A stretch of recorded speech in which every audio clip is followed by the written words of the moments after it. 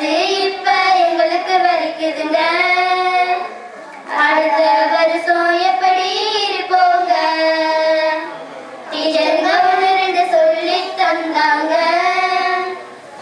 இப்போ எங்களுக்கு மனசுல இருக்குதுங்க.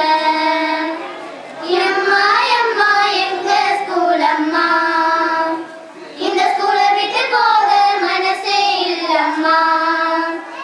டீச்சருங்க எல்லாம் தெய்வமாச்சம்மா, இந்த தெய்வத்துக்கு மேல எச்சம் சாரம்மா.